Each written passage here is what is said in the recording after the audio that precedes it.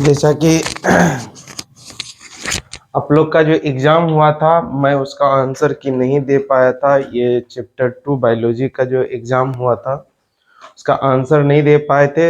आज आप लोगों को वीडियो के थ्रू आंसर दे देते हैं, ठीक? तो आप लोग मिला लीजिएगा। और इस वीकली टेस्ट में सबसे पहले स्थान पर रहे थे नीतीश कुमार, दूसरे स्थान पर मौसम कुमारी। इसी तरह से बच्चे अपने रैंक लाए थे, उन्हें प्राइज़ भी दिया गया। तो जो बच्चे नहीं आने का मतलब एग्ज़ाम दे पाए थे वो अपना क्वेश्चन भी डाउनलोड कर लीजिएगा, प्लस में क्या उसका आंसर देख लीजिएगा। देखिए अगला क्या है, कहता है कि पुष्पीय पादपों में जनन होता है। तो पुष्पीय पादपों की जब भी बात होता है मेरे प्यारे बच्चों, तो याद रखना उसमें लैंगिक जनन होता है। कौन सा जनन होता है? लैंगिक जनन होता है। कौन सा? लैंगिक जनन। क्या होगा? लैंगिक जनन। कहता पुष्प के आवश्यक भाग, पुष्प में दो भाग होते हैं, एक सहायक भाग एक आवश्यक भाग। सहायक भाग की बात होगी तो वो हो जाएगा बाह्य दल, ठीक? और इसमें दिया जयांग पुमंग, ठीक? तो आंसर इसका देखिए, पुमंग भी सहायक आवश्यक भाग है और जयांग भी आवश्यक भाग है। तो आंसर क्या हो जाएगा? क ख दोनों। समझे? चलिए अगला क्वेश्चन है, पुष्प का नर जनन अंग होता है। पुष्प का नर जनन अंग। तो नर का जब भी बात होता है मेरे प्यारे बच्चों, तो नर का जब भी बात होगा तो पुष्प का नर जनन अंग जो होता है, देखिए पुमंग दिया है, जयांग दिया है, स्त्री केसर दिया है, इनमें से कोई नहीं। तो स्त्री केसर, जयांग के ही इकाई को स्त्री केसर कहते हैं, समझे? तो स्त्री केसर कोई स्तर पर नहीं होगा, तो इसका आंसर क्या हो जाएगा? पुमंग। अब कहता एकांडपी का उदाहरण है, मतलब क्या होता है कि जिसमें एक अंडप है, पुष्प में जो है एक अंडप जो है वो जो है आ जाएगा मटर में। मटर को आप लोग देखते होंगे जब छिमड़ी को छोड़ाते हैं तो उसमें क्या होता है, एक ही रो में सब स्थित होता है, तो वो एकांडपी। लेकिन सरसों में देखिएगा दो रो मिलता है इस टाइप से, तो वो क्या है? द्विअंडपी। अब क्या कहता अगला क्वेश्चन, अगला क्वेश्चन कहता ऐसे पुष्प जिनमें पुमंग, कह रहा ऐसे पुष्प जिसमें पुमंग एवं जयांग दोनों उपस्थित हो तब उसे क्या कहते हैं? तो जब दोनों की बात होगा तब वो पुष्प क्या कहलाएगा मेरे प्यारे बच्चों? द्विलिंगी कहलाएंगे। क्या कहलाएंगे? द्विलिंगी कहलाते।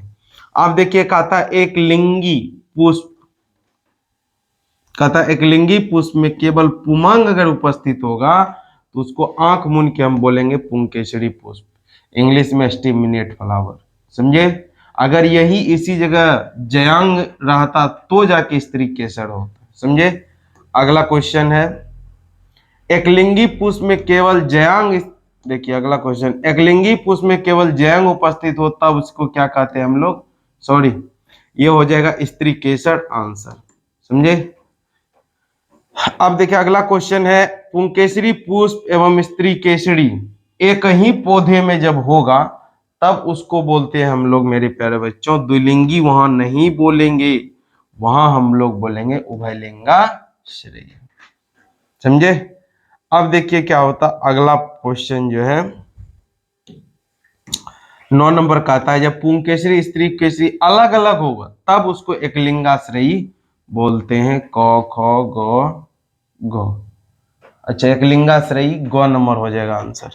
समझे? इसका क्या हो जाएगा? ग नंबर आंसर हो जाएगा, एकलिंगाश्रयी।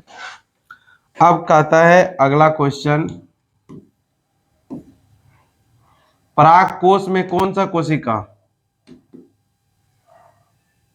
पराग कोश में कौन सा कोशिका जो है 3 से 4 लेयर का निर्माण करता है? वो प्राइमरी पेराइटल सेल होगा। क्या होगा? Primary parietal cell. अगला क्वेश्चन कहता पराग कोश के स्फुटन में सहायक कौन होता है?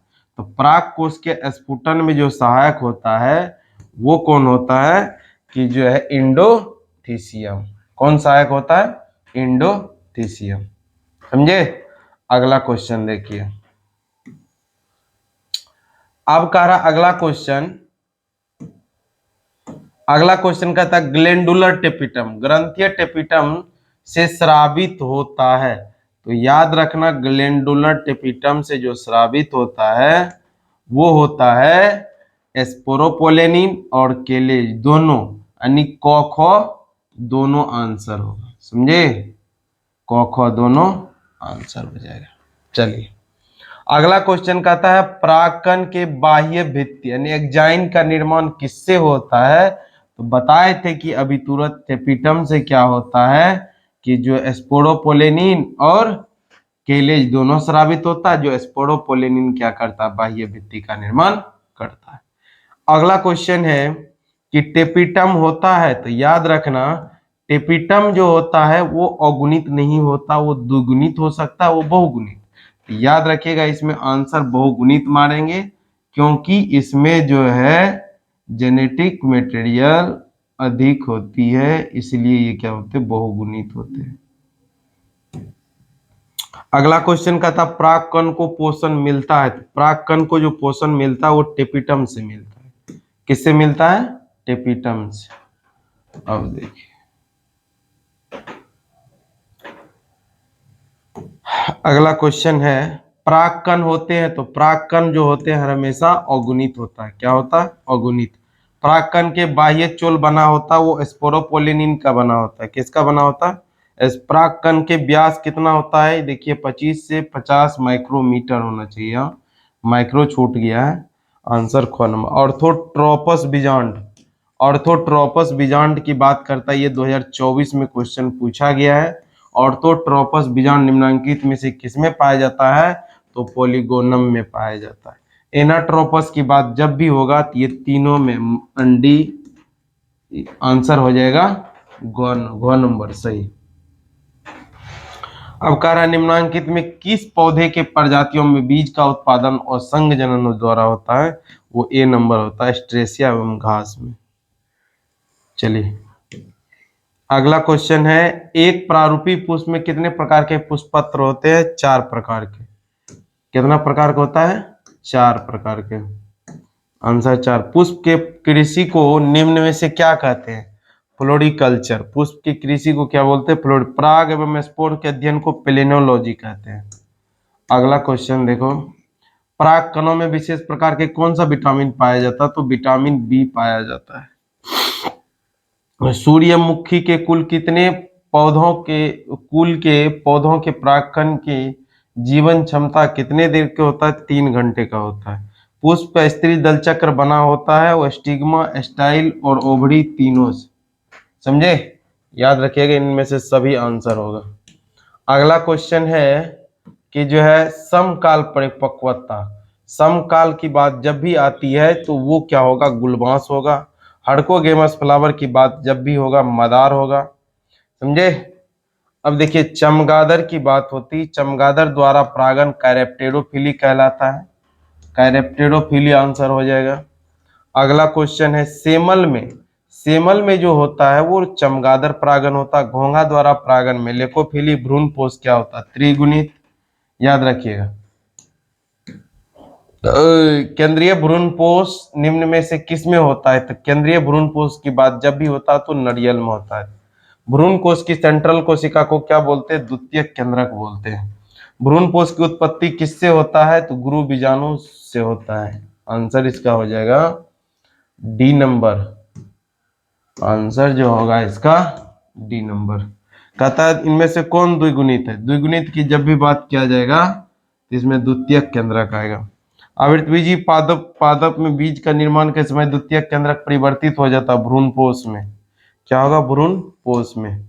अगला क्वेश्चन देखिए परागकोश के भित्ति में कौन सा नहीं है, क्या कह रहा है, परागकोश भित्ति इनमें से कौन सा नहीं है, तो कौन सा नहीं है, तो इंडोथीसियम तो है, मिडिल लेयर है, टेपिटम इंटेगुमेंट नहीं है, तो आंसर यही होगा। अब कहता है अगला क्वेश्चन जायगोट से भ्रूण बनने तक की बड़ी प्रक्रिया को एम्ब्रायोजेनी बोलते हैं। जीन परिपक्व बीजों में भ्रूणपोष रहता है उन्हें क्या कहते हैं, एंडोस्पर्मिक। जब एक भ्रूणपोष में भ्रूण की संख्या अधिक होगा तो पॉली एम्ब्रियोनी। अगला क्वेश्चन देखो पॉली एम्ब्रियोनी पाई जाती है किसमें, साइट्रस फल में, क्या होगा आंसर इसका, साइट्रस फल। मतलब खट्टे वाला। और निषेक जनन किस में होता? अंगूर में। अंडक का बिना निषेचन क्या कहलाता? पार्थेनोकार्पिक। अंड उपकरण में होता है। अंड उपकरण की बात जब भी को होगा तो अंडा और सहायक कोशिका, अंडा और सहायक कोशिका। अब क्या है अगला क्वेश्चन, इनमें से कौन सा नर युग्मक संयोजन करके भ्रूणपोष बनाता? तो भ्रूणपोष जब भी की बात होगा तो द्वितीयक केंद्रक होगा। अब देखिए द्वितीयक केंद्र एंटोमोफिली, पर परागन किसके द्वारा होता? इंटोमो की बात जब भी आता है कीट परागन। और यहाँ देखिए ओसियनो लिखा हुआ है, ऑर्निथो होगा। पर परागन किसके द्वारा होता है? पक्षी के द्वारा। अब कहता है वेलिसनेरिया में किस प्रकार का परागन होता है? तो वेलिसनेरिया में जब भी होता है बाबू जल परागन होता है। वेलिसनेरिया और जो है हाइड्रिला, याद रखिएगा आप लोग कौन सा परागन होता है? जल परागन होता है। एनिमोफिली हवा परागन। वायु परागित पुष्प सामान्य छोटे एवं रंगहीन होते हैं, तो बी एंड सी दोनों हो जाएगा। चींटियों द्वारा परागन को क्या कहते हैं? चींटियों द्वारा मर्मिकोफिली कहलाता है, समझे? चींटियों द्वारा क्या होगा? मर्मिकोफिली।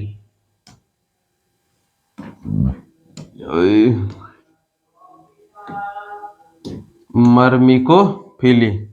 अब कहता है निषेचन क्या? अंडा तथा नर न्यूक्लियस का संयोजन। आंसर नर न्यूक्लियस का संयोजन।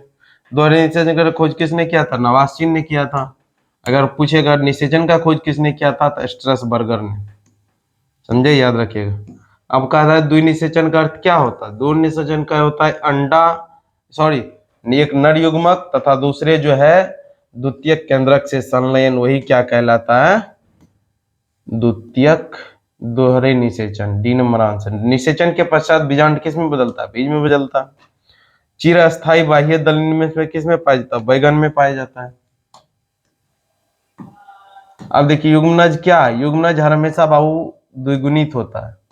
युग्मनज क्या है? द्विगुणित होता है। निषेचन के बाद उन्मील्य अनुमील्य परागन पौधों निश्चित रूप से होते हैं, तो उसमें स्वपरागन होता है। बंद प्राबल में कौन सा परागन होगा? स्वपरागन। परागकण का सबसे बड़ा केंद्रक क्या कहलाता है? कायिक केंद्रक कहलाता है। क्या कहलाता है? कायिक केंद्रक। निषेचन के बाद फल का निर्माण किस में होता है? तो निषेचन के बाद फल का जो निर्माण होता है अंडाशय से होता है। ठीक, अगला क्वेश्चन देखो, किस फल का बीज चोल खाया जाता है? तो इसमें हो जाएगा इनमें से सभी, इनमें से क्या हो जाएगा? सभी हो जाएगा। अब देखिए पुष्पासन खाया जाता है, पुष्पासन सेब का खाया जाता है। औसत फल का उदाहरण निम्न में से कौन सा? सेब है। चलिए अगला क्वेश्चन देखिए, सतफल का निर्माण किससे होता है? तो अंडाशय से। क्या होगा? अंडाशय से। बोरोबुरंता सबसे ज्यादा किस में पाया जाता है? जिम्नोस्पर्म। निम्न में से किस में जल परागन होता है? तो जलकुंभी में भी नहीं होगा, कमल में भी नहीं, हाइड्रेला में होगा। बेलिसनेरिया हाइड्रेला का नाम अभी भी लिए थे।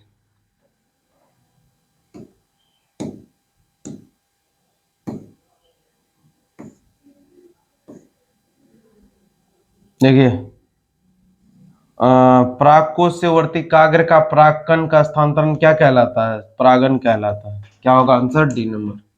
अब देखिए सल्विया में किस प्रकार का परागन होता है? तो वो कीट परागन होता है, समझे? कुछ फूल ऐसे जो कभी खिलते नहीं तो वो क्लेस्टोगेमी होगा।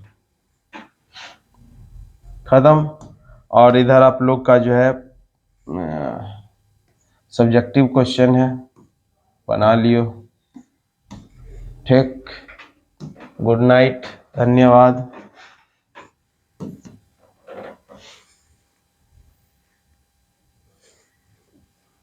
बंद कर दिया।